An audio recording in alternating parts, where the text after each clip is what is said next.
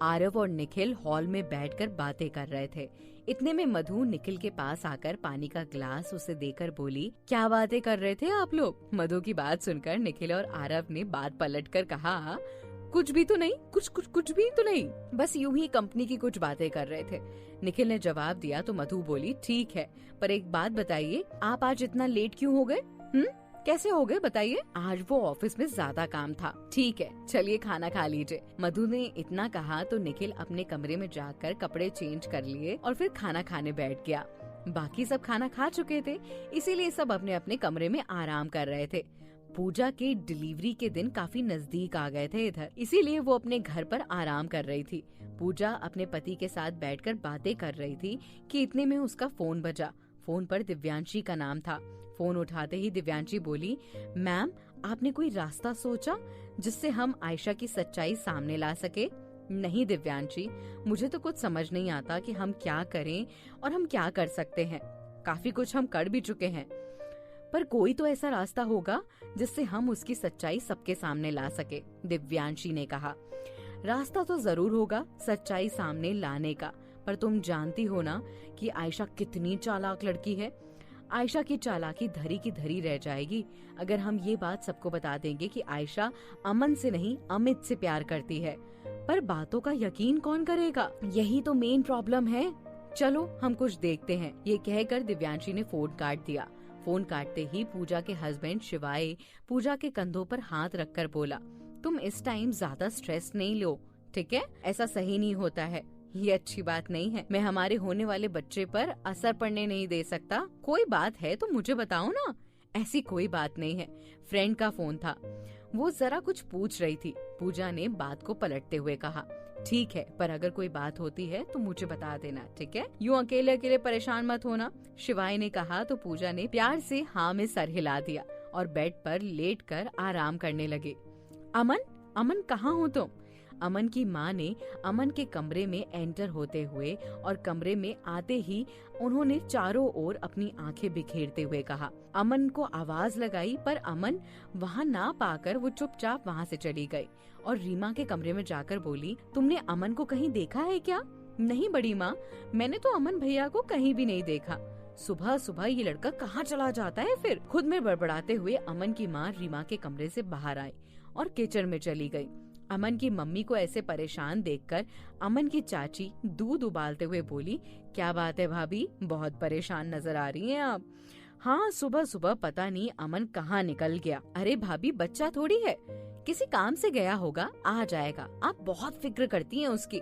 हाँ, शायद तुम सही कह रही हो, अमन की मम्मी ने जवाब दिया और फिर काम में लग गई। लेकिन उनका मन काम में नहीं लग रहा था, वो अभी भी अमन की टेंशन में ही थी। इतने में उन्हें हॉल में अमन की आवाज सुनाई दी तो वो दौड़कर अमन के पास जाकर बोली, कहाँ चला गया था तू?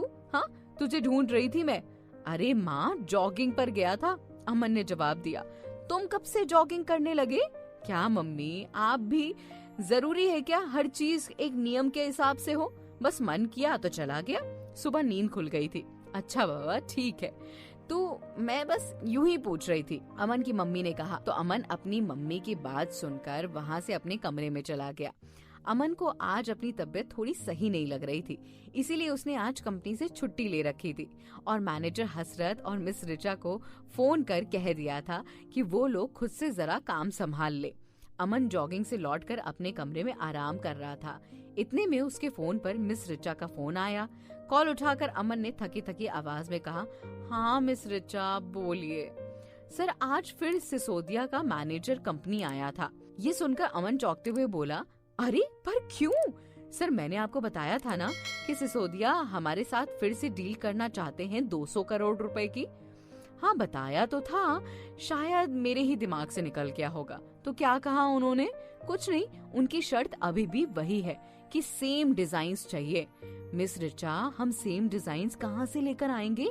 आप ही बताइए, ऐसा कोई रास्ता है क्या? नहीं सर, मुझे तो नहीं लगता। हाँ, पर अगर आप प्राची मैम को, ये कहते कहते मिस रिचा रुकी तो अमन मिस रिचा को ऊंची आवाज में बोला, नहीं मिस रिचा, आप ये सोच भी कैसे सकती हो? हम ऐसा कर नहीं सकते, भले ही हमें लॉस बियर क्यों ना करना पड़े। ओके सर, ये कहकर मिस रिचा ने फोन काट दिया। फोन करते ही अमन लेटे लेटे सोचने लगा कि वो कैसे ये डील साइन करे। डील तो तभी साइन हो सकती है जब मिस सिसोदिया को सेम डिजाइन्स मिलेंगी, और सेम डिजाइन्स दोबारा कहाँ से आएंगी? प्राची तो इस कंपनी में अब है नहीं, दोबारा से डिजाइन तैयार कौन करेगा? तो फिर अब ये डील कैसे हो सकती है? अमन ये भी बहुत अच्छी तरीके से जानता था कि मिस सिसोदिया उसकी कंपनी की इम्पोर्टेंट क्लाइंट है और उन्हें नाराज करना शायद कंपनी के लिए काफी महंगा पड़ सकता है। पर क्या करे, वो ऐसा क्या करे कि डील मिल जाए? क्या प्राची से दोबारा डिजाइन बनवाना सही रहेगा? क्या प्राची ऐसा करेगी? नहीं नहीं, वो ये सब क्यों करेगी मेरे लिए भला? वो मेरे और मेरी कंपनी के लिए इतना कब से सोचने लगी? वो तो अब अपने होने वाले पति की कंपनी के लिए करेगी जो भी करेगी। उसे मुझसे और मेरी कंपनी से क्या लेना देना? सोचते सोचते कब अमन की आंख लग गई उसे भी नहीं पता चला। युग आज प्राची को पर्सनली शॉपिंग के लिए ले जाने वाला था। कल बाकी की जो शॉपिंग थी वो रह गई थी, वो आज युग और प्राची मिलकर करने वाले थे। और इस बात से युग बहुत खुश था कि उसे प्राची के साथ आज टाइम स्पेंड करने का मौका मिलेगा। वहीं प्राची आज थोड़ा टेंशन में दिख रही थी। उसके चेहरे पर आज वो रौनक नहीं थी जो पिछले कई दिनों से उसके चेहरे पर चमक रही थी। और उसका ऐसा फीका फीका चेहरा देखकर मधु और रूही दोनों ही परेशान थे। रूही मधु के पास आकर बोली, मधु तुमने आज प्राची को देखा? मधु ने ये सुनकर मानसी को अपनी गोद में लिया और विंडो के पास जाकर खड़ी हो गई। तो रूही ने दोबारा कहा, तुमने सुना नहीं मैंने क्या कहा? हाँ मैंने सुना कि तुमने क्या कहा। तुम यही पूछ रही हो ना कि आज प्राची इतना उदास उदास से क्यों है?